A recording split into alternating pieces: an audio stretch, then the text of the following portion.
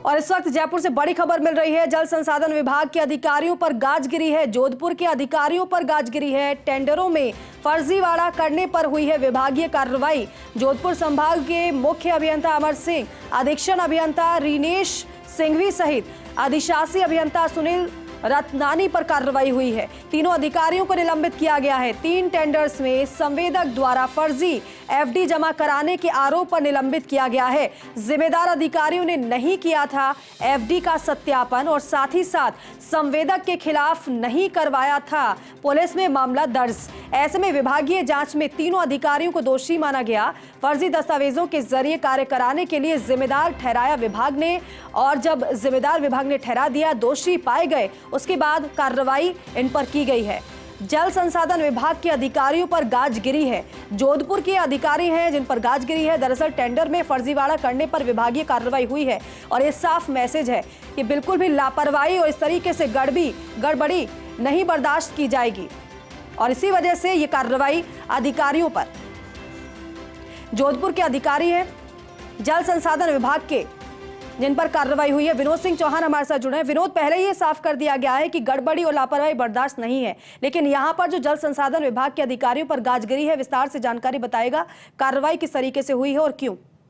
जी बिल्कुल, देखिए जिस तरीके से भजनलाल सरकार पानी को लेकर काम कर रही है और लगातार योजनाओं पर फोकस किया जा रहा है, जनता को पेयजल दिलवाने के लिए मशक्कत की जा रही है, ऐसे में पहले ही विभाग के अधिकारियों को साफ कर दिया था। मुख्यमंत्री ने जो बैठक ली थी, पहली बैठक में कह दिया था कि अगर कोई गड़बड़ी करेगा तो उस पर गाज गिरी गई और बड़ी कार्रवाई की जाएगी। ऐसे में देखिए लगातार जल संसाधन विभाग हो चाहे जलदाय विभाग हो, लगातार ऐसी सूचनाएं मिलती रहती हैं कि घपले घोटालों की बातें सामने आती है। और एक बड़ा मामला हुआ है जिसमें देखिए कि अधीक्षण अभियंता, अधिशासी अभियंता के साथ चीफ इंजीनियर पर भी गाज गिरी है। तो बड़ा संलिप्तता मानी जा रही है कि टेंडरों में बड़ी संलिप्तता थी और फर्जीवाड़ा करके जो आवेदक था उसको फायदा पहुंचाने के लिए काम किया गया। ऐसे में तीनों पर गाज गिरी है और देखिए बड़ी कार्रवाई है, क्योंकि करीब 13 से 14 बड़ी योजनाएं चल रही हैं और 100 करोड़ से ऊपर की करीब 100 योजनाएं अलग से चल रही हैं। तो आप देखेंगे 13 तो बड़ी योजनाएं प्रदेश में काम कर रही है और 100 करोड़ से ऊपर की 100 योजनाएं काम कर रही है। इन सब चीजों को देखते हुए पहले आदेश निकाल दिए गए थे कि कोई बड़ी गड़बड़ी पाई गई